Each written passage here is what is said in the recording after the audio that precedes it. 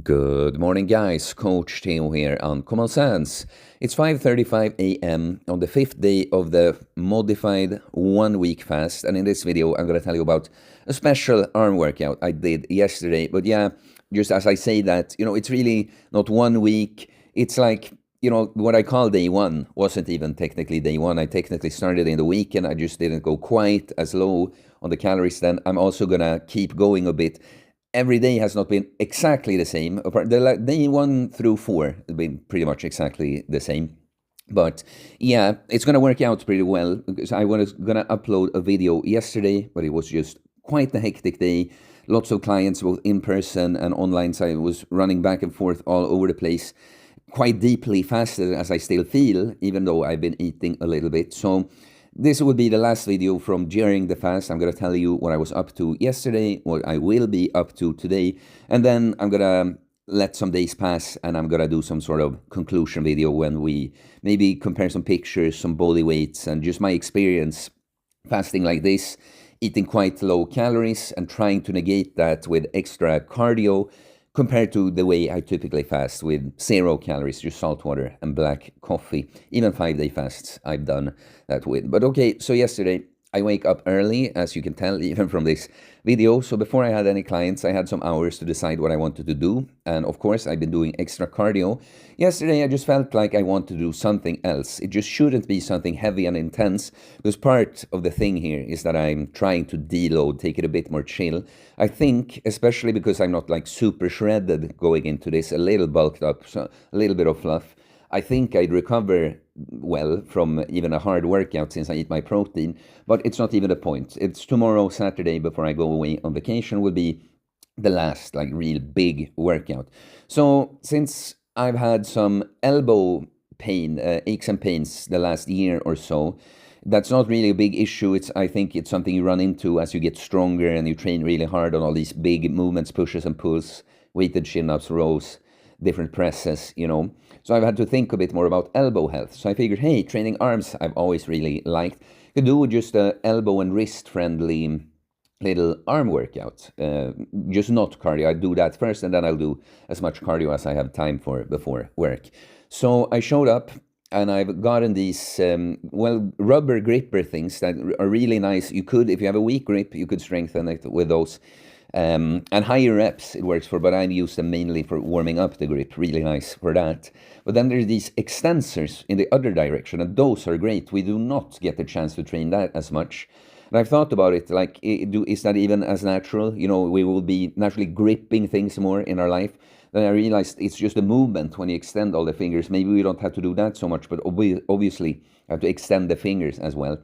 So yeah, as I was just walking on the stair machine, for like 10 to 15 minutes. I just went through all of those extensors and rubber grip things that I have to warm up the wrists and elbows. And then I've gotten this pronator. It's from Golden Grip Shop. I'm not affiliated or anything. I'm going to show you something cool that I actually will be a bit affiliated with. Well, in the future, it's not quite right now, but anyway, I wanted to mention that it's from Golden Grip Shop. It's an unusual thing, but yeah, I don't have any discount code or anything.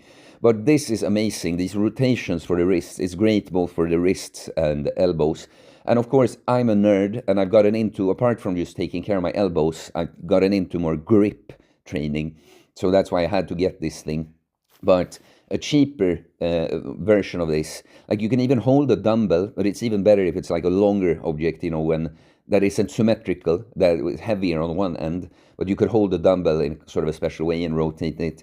But what you also can do is you can just tie a strap to, I would pick a kettlebell, like a 4 kilo kettlebell or something, and you could do these pronations and supinations that way. So I just went through that. And then, so all these exercises coming up, all of this you could implement into a like real arm workout that you train heavy for muscle growth. But I'll just comment a little bit on each exercise, why.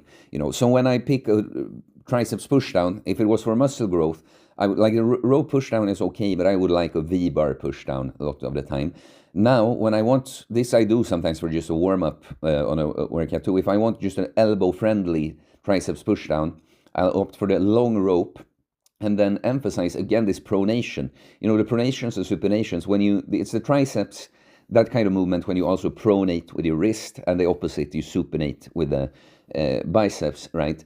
So I emphasize that portion, which might not be as easy if you go really heavy on that kind of movement, and also not just pushing the rope down but apart, getting a really, really full, long range of motion that would be a little excessive if you try to build muscle. Like, it's too strict in a sense, but it's great for this more therapeutical approach. Then I did alternating supination curls that, honestly, they feel so great on the elbow. I think some of us, we forget that supination thing. Like, I haven't done in a while any bicep exercises until I started doing this one like a month ago, maybe, with supination for some time. And for me also, the alternating version, I just feel like it hits my left arm and shoulder where it's really weak in shoulder extension, and I can lean into it a little bit when I alternate. So yeah, this one gets a bad rap, but I like it. I think it could be a good biceps builder, but especially it's just a nice, elbow, wrist-friendly curl movement. This is really nice. Then I just wanted some overhead movement for the triceps, hit that long head a little bit more, like that's going to attach to the elbow as well, of course. And I just opted for something that I don't usually do. So I took this seated dumbbell version with one hand at a time. Not too much to say about that. It's not a favorite or anything. It was really just because, well, since I'm doing not a real heavy workout, let's just take an overhead option. That's not one I've done in a long time. Then this next one it's a curl, a recent invention of mine that I'm very excited about. That pretty much I call it the preach line curl, because I'm trying to, it's a love child of the preacher curl and the incline curl, basically, that you do it on one side at a time, but then you lean away from it. So not only do you get that stability from the preacher bench, and you would get a full stretch on one of the heads of the biceps like that, but turning away, I try to get into shoulder extension as much as possible, like on an incline curl, to get a fuller stretch on the other head too. So this one I've definitely started doing and progressing. I'm excited to see what it does to my puny little mosquito bites of biceps. But here, just one other option for curl, going way lighter, of course. And then the next one, the only name I know this exercise by is the Titan press from Mike O'Hearn. I think there's something similar called the Tate press, but always when I see people do that, they keep the dumbbells touching. And on this one, you're not supposed to keep the dumbbells touching. But so what's very interesting about this is that, it's similar to some kind of push down or something. But it's a different strength curve with weights, obviously, and the angle. But you feel it really low on the triceps. And I've always felt like this is good for strengthening the elbows. I get a similar, like if you know the knees over toes split squat for strengthening the knees, I get the similar feeling to this, but for the elbow, right? So you keep the elbow, the dumbbells close, but not touching. And I've gone heavy on these before, not today, obviously. Then just followed up with a hammer curl. It's not so much to say about that. I'm looking for hitting the arm flexors in different movements that hit different arm flexors, different amounts, basically. So, of course, when you turn it into a hammer grip, you're going to hit more of that brachioradialis. That's that Popeye muscle, but also that brachialis, that muscle that sits kind of beneath, in together with the biceps muscle there, right? And so to finish, I figured like a diamond push-up, that's good, but I did a first set on my feet, and was like, okay, it's quite a heavy variation if I want higher reps and not want it to be close to failure. So I opted to do like 15 reps on my knees afterwards. Really nice feeling movement, actually, on the triceps. And then to get a complete curl profile, just ended with some reverse curl, reverse curls, reverse grip curls or whatever. And even more, especially when going low on weight, you use the thumbless grip to just activate those forearm muscles a bit more. But yeah, then I had time to go on the cross trainer. There was some temp, filling in the reception of the gym. And I was thinking to myself, I wonder if she remembers to put the sauna on. And so I finished my cardio session, forgot all about that, went in naked into the sauna. It was ice cold. So I was sad. I had to go cold to my clients. I had to save the sauna until later. But yeah, so today, I'll just summarize a bit what I'll do today. It's a bit similar now that I have some hours here. before clients, but I have some other work with videos and stuff and online clients that I should do. But if I get some cardio in before then, that's great.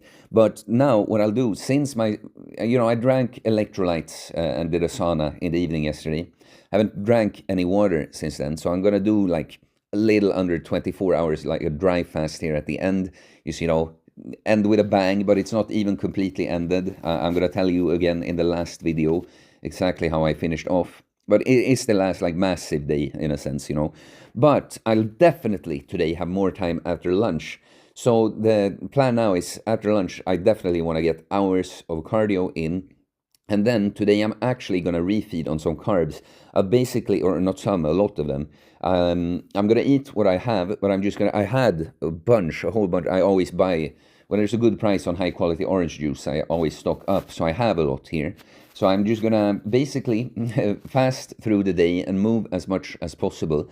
And then I'm going to start carbing up by just drinking a whole bunch of orange juice with electrolytes, add rice to my omelette I've been making, and just to fill up completely for my, like both for the look, like there's a reason why competitive bodybuilders do that they deplete and refill on carbs. That rebound effect when the muscle gets, the glycogen in the muscle gets restored, usually like makes it pop a bit more.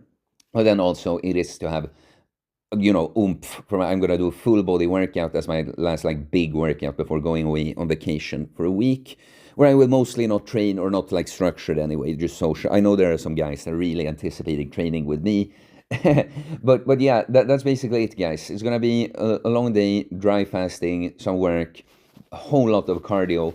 Then for the last few hours of the day, just refeeding on carbs. So I'm ready to smash that full body workout today. It's been a very interesting experience this fast, guys. Like I'm like annoyed at how much fewer views I get on these videos. This is so special and unique what I'm doing.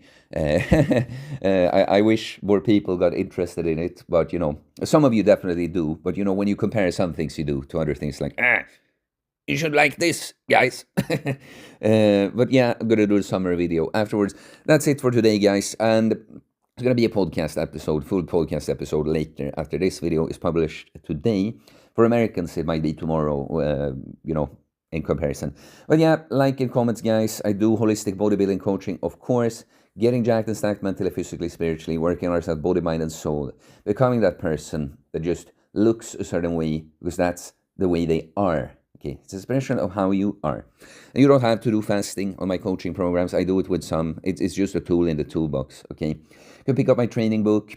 There's everything, training, technique, information like that, mindset, the philosophy related you need, and specifically how to combine prolonged fasting with natural bodybuilding. That's how to structure it with training and how to use it for weight loss. And please subscribe for more content about fitness, fasting, losing weight, building muscle, self-improvement, stoicism, mental health, philosophy, spirituality, mindset.